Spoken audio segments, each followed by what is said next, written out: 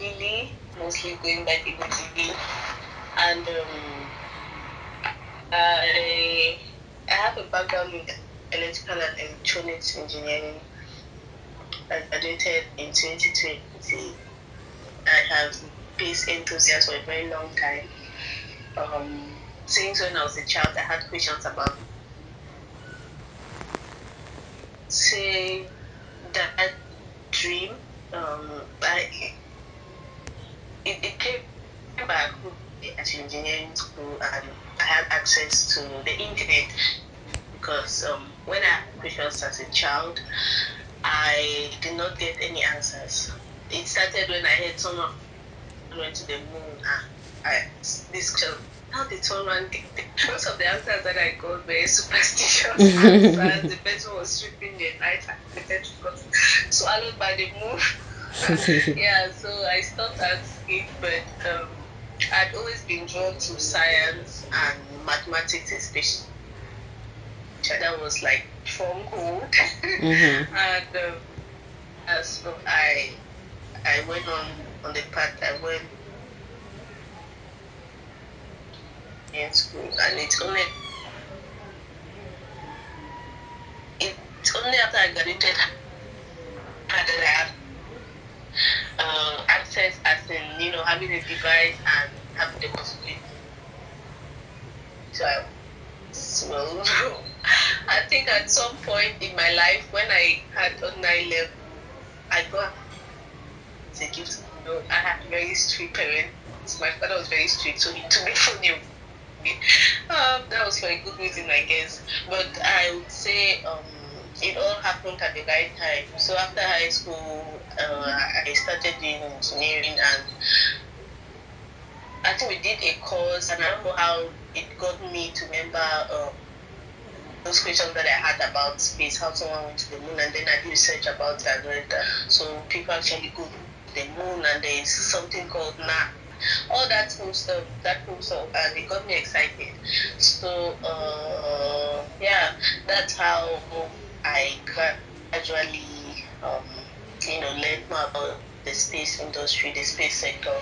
And even though coming from Cameroon, a country where there is no existing space program, or there's nothing happening in the likes of space, so it made me to look more outside.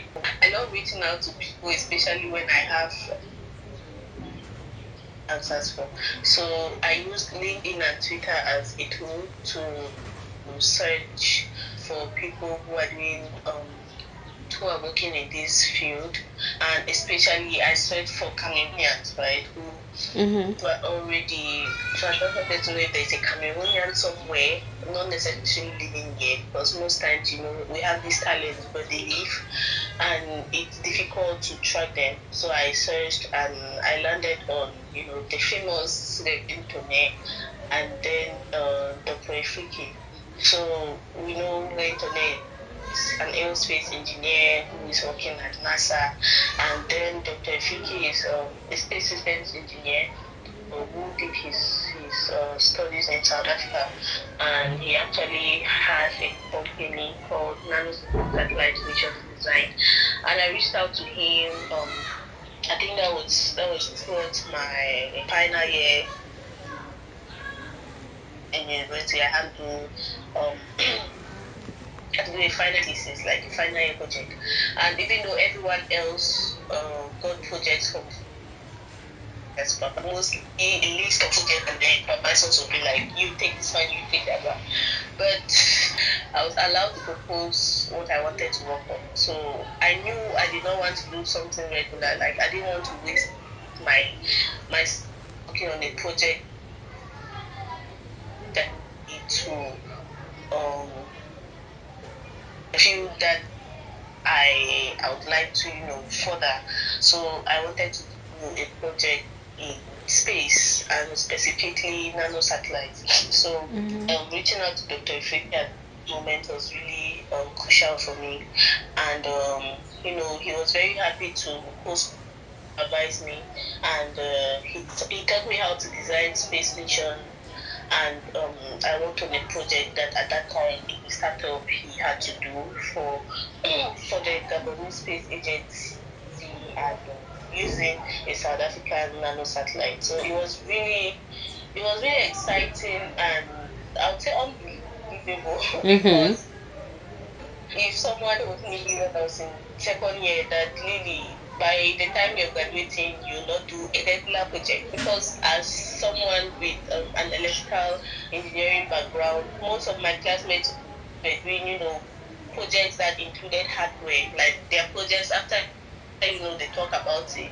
they do actually walk through their projects and see how the electronic devices are working. It's either people did incubation systems or all those cool stuff. But I was that electrical and electronics engineer who came with a project that had nothing to do with hardware and was speaking about very strange things that my lecturers or the people in the jury had no idea about.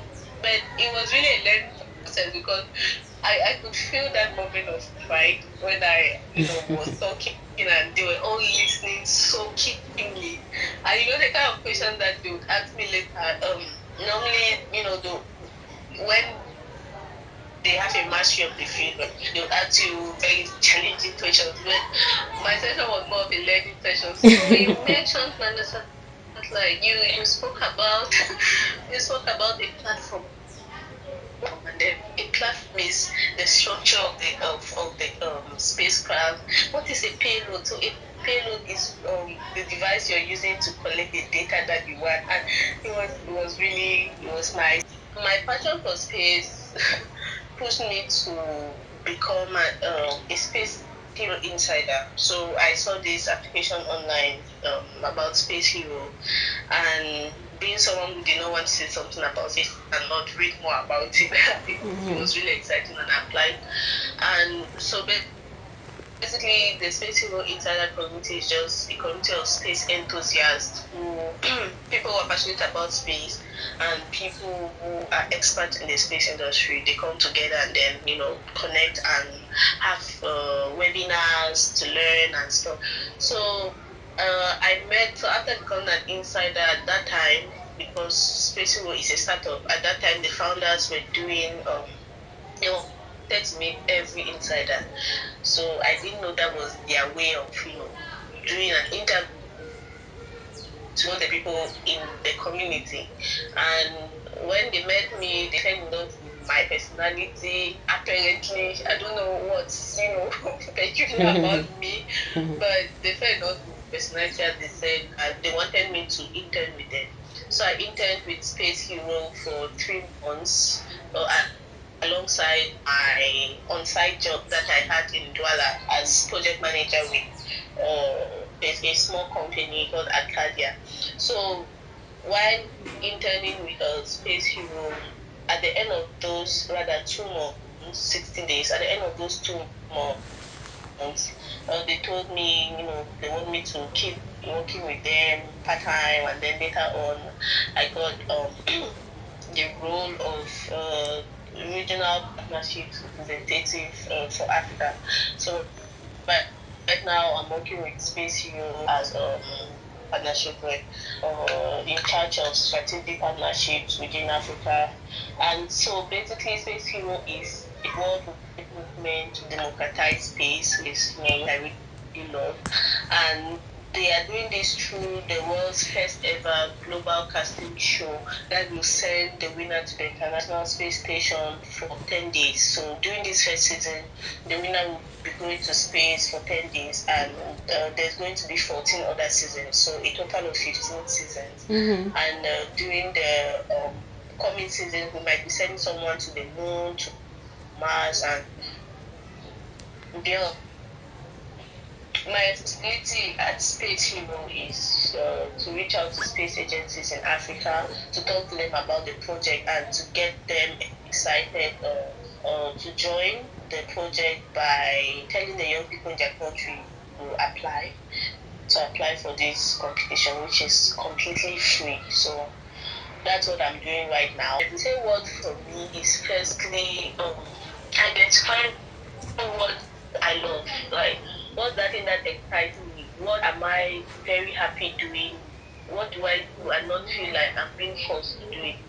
So once you identify what you love, uh, it could be whatever field, because the fact that, let's say, I was an engineering student doesn't necessarily mean that I love engineering, right? Because there are people out there who might be doing fields that might be studying in a certain field, but they don't like it. Maybe they're just doing it because, for example, medicine is prestigious, or being an engineer means you're smart.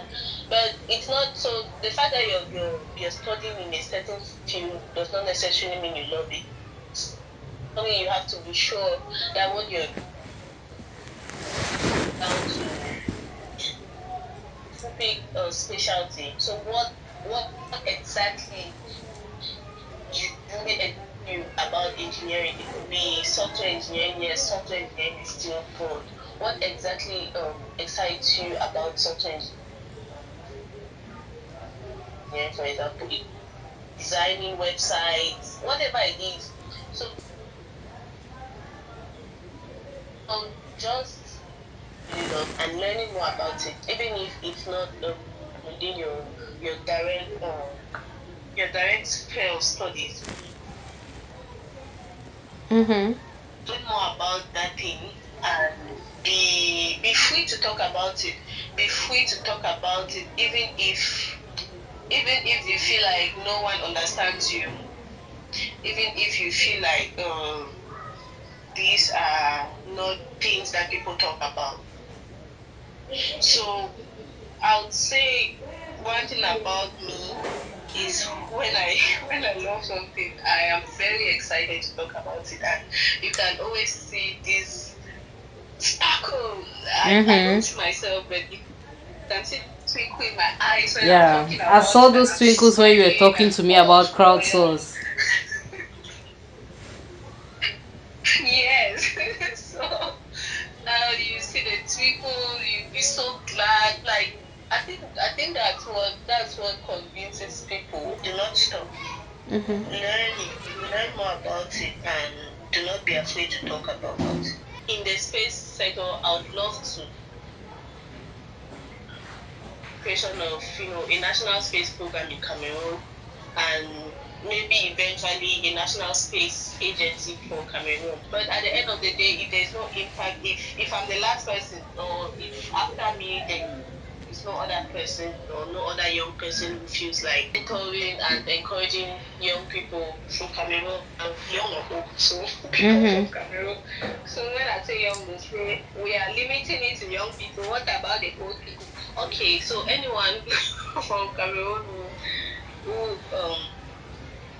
has ever had a dream for this for this sector, for the space sector, I'm keen to working with them. Mm-hmm. I don't know it all. I mean, I'm still a work in progress. I'm still learning a lot about this sector. There's so much that I have to learn, but it would be great that even when I get to where I want to be, it would be great to look back and then you see other people who were at the same, not necessarily back, but you see that you grew with some people and you're looking back and you're seeing that, okay, the generation that is coming after, there's going to be sustainability, like there's going to be continuity, and it will not just end with Lily or the people who were in Lily's generation. Yeah, I believe the young people in Cameroon are really talented, and I, if I have an opportunity to help them in any way, to chase their dreams for space, I'll be really happy to. So that's where I see myself in the next 5 years, becoming a space systems engineer, contributing to the creation of a national space program account, if possible, because I mean, I might say these things and then you know how our Cameroonian government is. But in my own corner, what I am very certain I'll do, even if at the national level I don't get an opportunity, is to carry out outreach programs for space education in high schools, primary schools, and university. Yeah. So I have a project called the Aerospace Baby project, which is meant to promote space education for young people in Africa, Cameroon and Africa. Yeah, that's me and my big aspirations. Please come back in 5 years.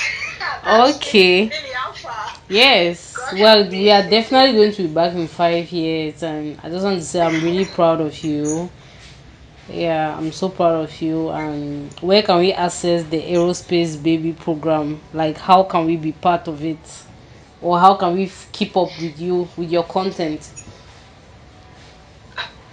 Okay, so to be part of it, like if you'd love to join me on this journey, I mean, I'm still trying to put a team together. So if it's at the level of being part of the team, please feel free to reach out to me, anyone, if you're keen to to helping out in the promotion of space education and STEM as a whole. I mean, the beauty about space, Doreen, I forgot to mention, is that space is not just for engineers. Like, space is not just for people who are from the STEM field. Space has a place for everyone. Like, just name the field, and I'll tell you how they are part of the space, how they can be part of the space industry. You know, there are space lawyers. There are people who work in the policy and strategy part of it, the governance part of it. There are people who are space journalists, like, they give all the news and the good stuff that is happening, the updates. Space accountants, like diversity in the space. So anyone who feels like they would love to be a part of this, please let me know. Even you, Lauren, please let me know. And right now we don't have, like, right now it's still in my head. I think one of my plans for 2022 is to get it, at least to carry out our first outreach. And yeah, and I really need some guidance. I mean, these things are really, it's not easy.